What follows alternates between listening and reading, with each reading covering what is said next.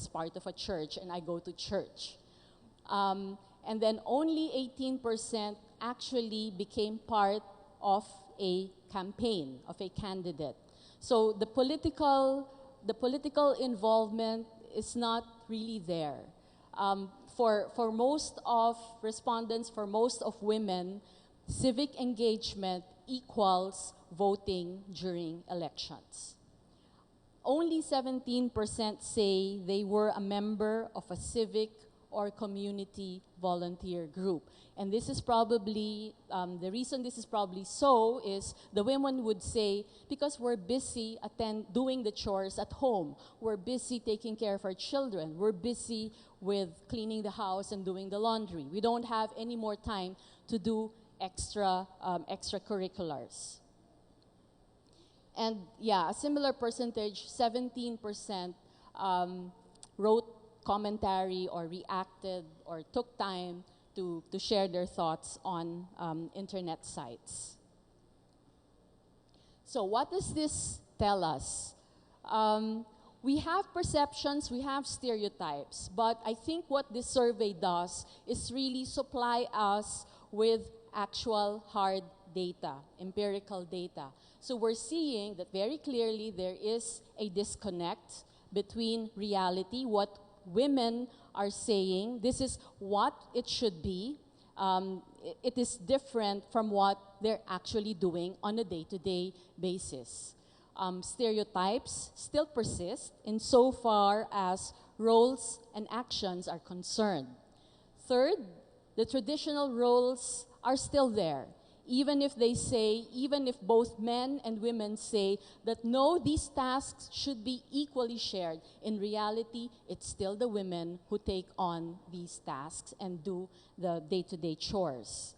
They believe that men are better political and business leaders and should be given priority when it comes to educational opportunities. So if that is the case, and we're looking at education as a way of changing mindsets, then it becomes problematic because education is already being, men are already being prioritized insofar as education is concerned. So that has to be addressed. Yet, we are very liberal and progressive when it comes to pregnancy, sex, extramarital affairs, and even dating. And there is very little involvement in civic affairs beyond voting, yet we declare that women have the power to bring about change. So the question for us here is, how do we change this? And my thoughts go to the women of Eastern Visayas and Tacloban, because their situation is so much more different and difficult from our situation here in the National Capital Region. Imagine how much tougher it's going to be for the women out there. And what can we women here in the NCR do to make their lives a little better? I think that's a question that we should also address. Thank you.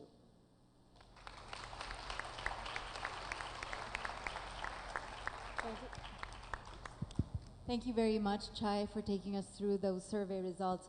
And on that note, on that question of how do we change this, I'd like to ask the prod team to please play our TVC again on being strong and how to shine.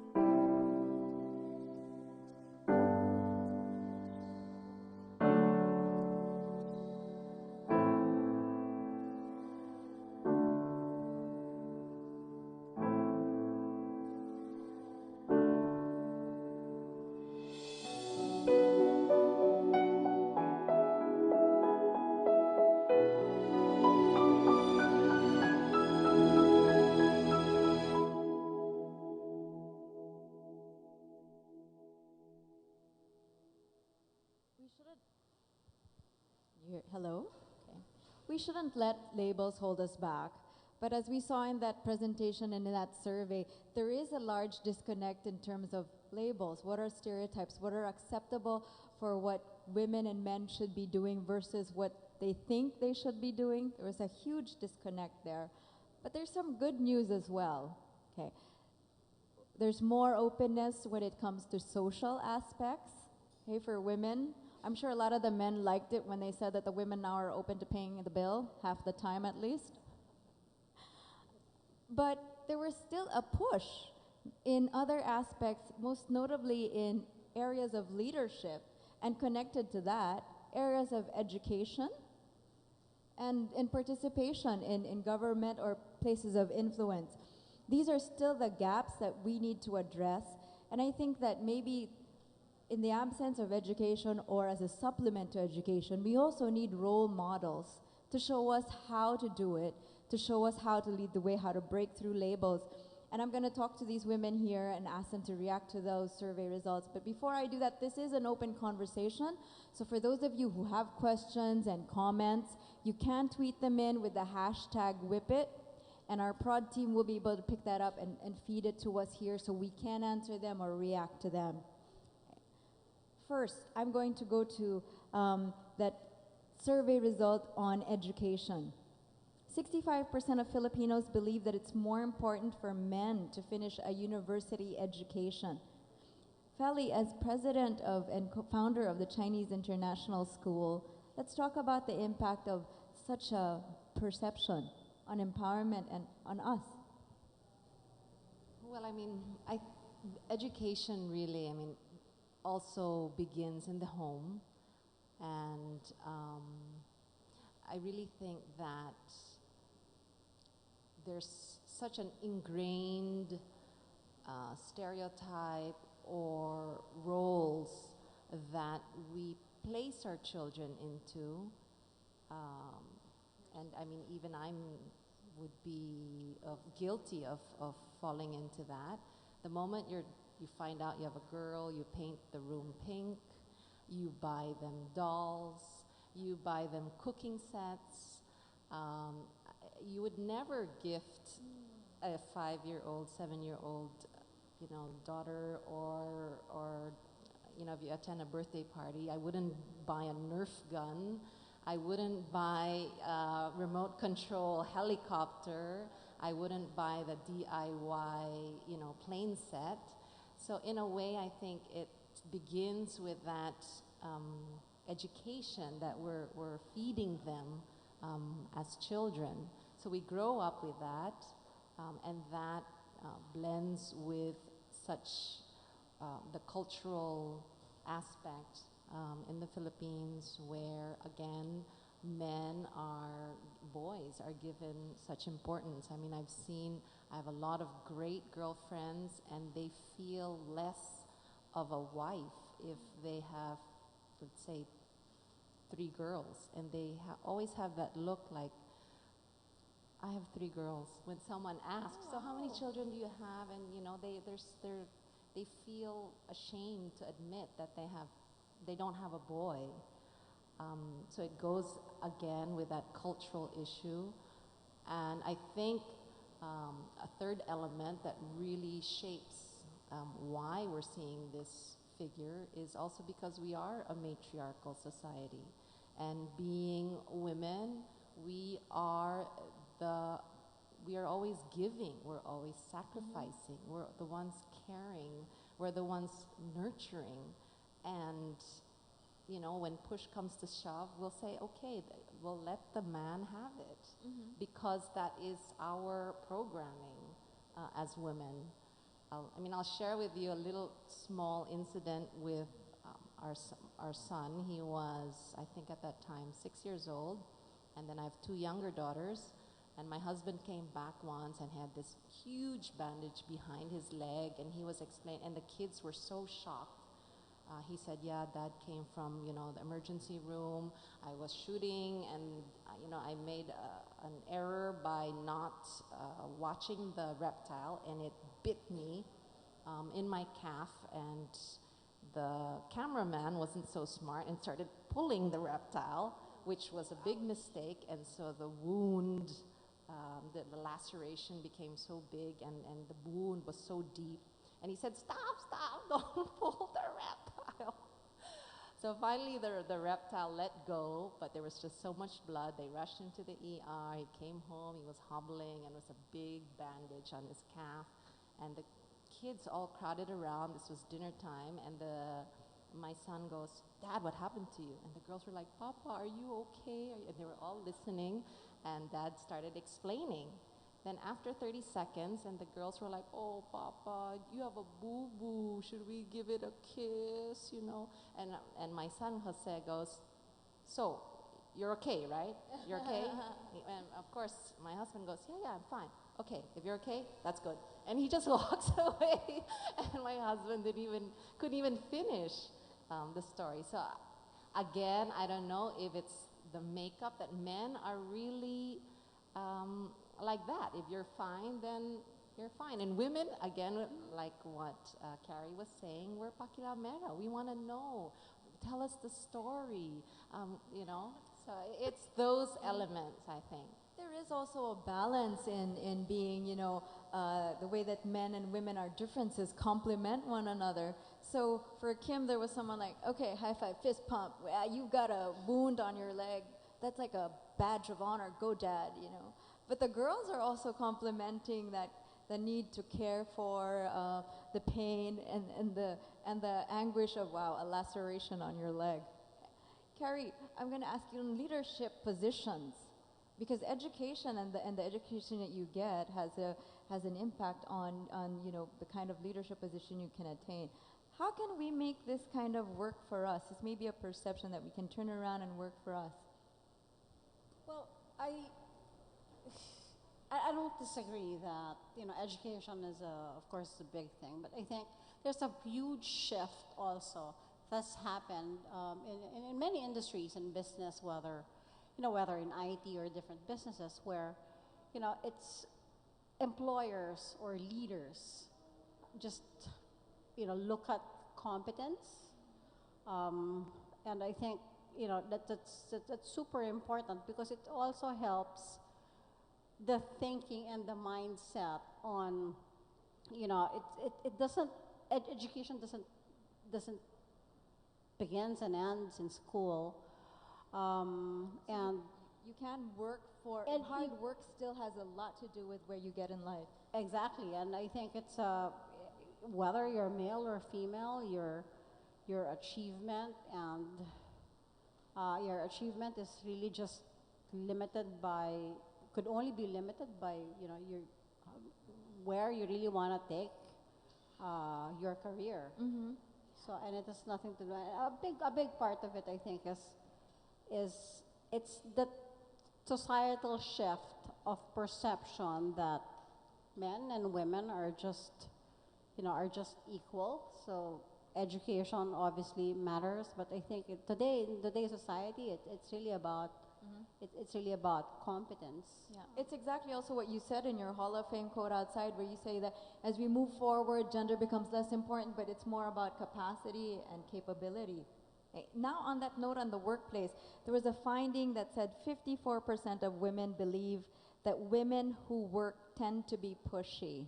Okay, 2 points here. Ladies, is pushy a bad thing, or are we just being proactive and just getting things done? Well, I notice kasi in meetings, when we give our opinions, we're so opinionated daw, and sometimes, cool it, Sam, cool it. Pwede ba? Yung parang we have to tone down what we think. And is that the way to be a participant of a meeting? So it goes both ways. Sometimes it's positive, negative, but sometimes I do feel the sense that they do take it negatively, the guys, when you have so much in mind and you do share it. And pushy becomes aggressiveness, and aggression means negativity. But Natasha, pushy can be good, especially sometimes in your field. Yeah, absolutely. We're expected to be pushy. We won't get any stories if you're not pushy. And that's definitely something I've learned. You know, growing up, I never really felt like I was discriminated against because I was a woman. I think I'm lucky I grew up in a household of 5 women. Mm-hmm. But despite that, when I started working in this field, I realized that I really had to push to get there. It's very intimidating, especially when you're, like I was talking about my coverage in Macau with the boxing, with my boxing coverage, and it takes a lot of courage to be pushy sometimes. But the other thing, actually, we were talking about the advantages of these stereotypes, and I found myself reading more and pushing myself more because I wanted to make sure that I was in their level, you know, because you begin to believe when men treat you a certain way, you begin to believe it, especially when you're around that environment. And the good side, at least for me, was that I took that as a source or as a motivation or inspiration to keep pushing and to keep reading. And I'll tell you for sure, I know more about boxing than any of the men here. That's for sure. Can I just add to that? I think in a, let's say in a very male-dominated field, there are many ways to skin a cat.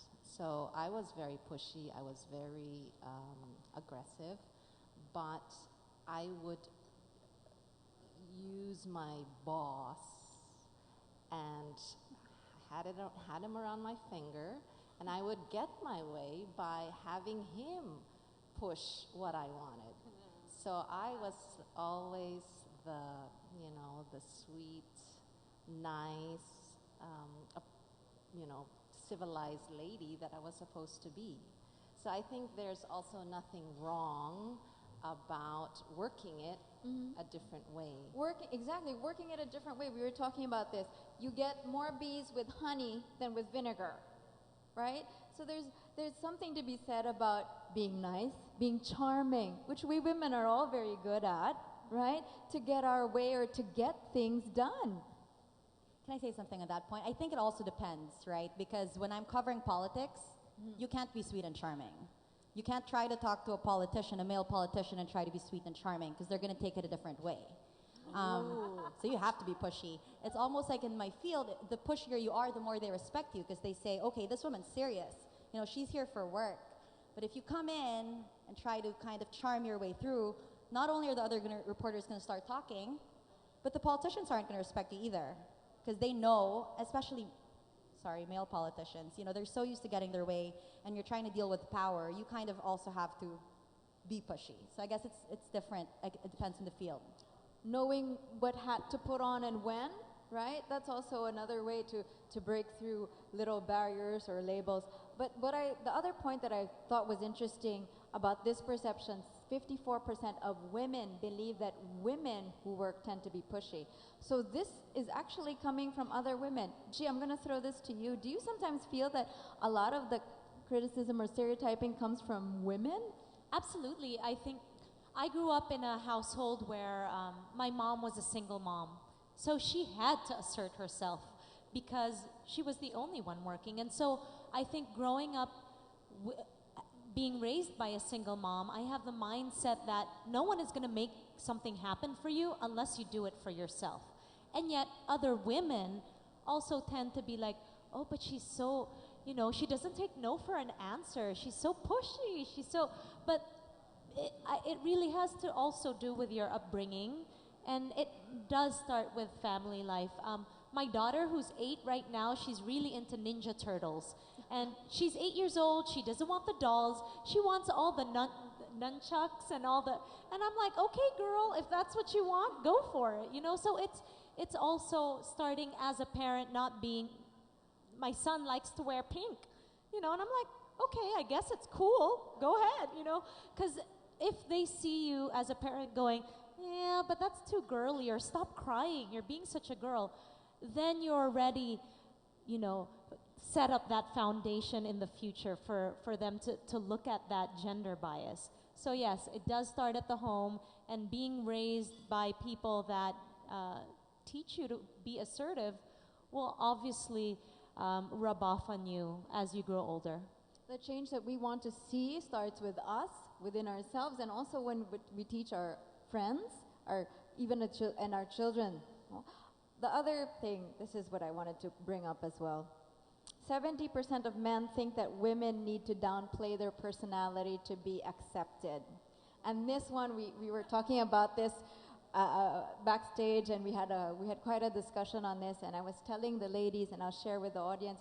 Sometimes when I give a talk, very young girls will ask me, I have friends, guy friends, who tell me, I don't want a girl who's better than me. I don't want a girl who's smarter than me. And when I talk to them about empowerment, they ask me, is the price of that being successful but being alone?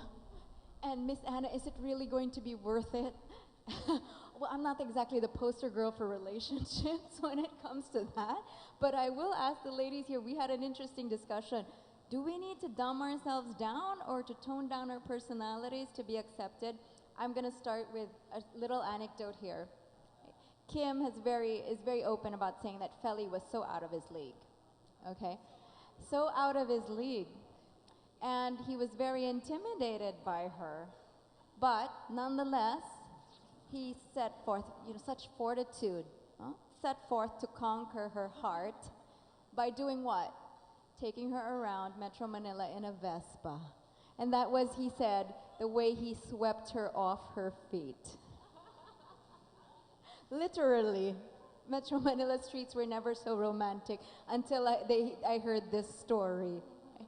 So let's talk a little bit about that. In that context, that's also important to a lot of young women. We want to have it all. We want a family in whatever form that comes in. We want to have everything. Let's talk about the need. Do we need to downplay our personality?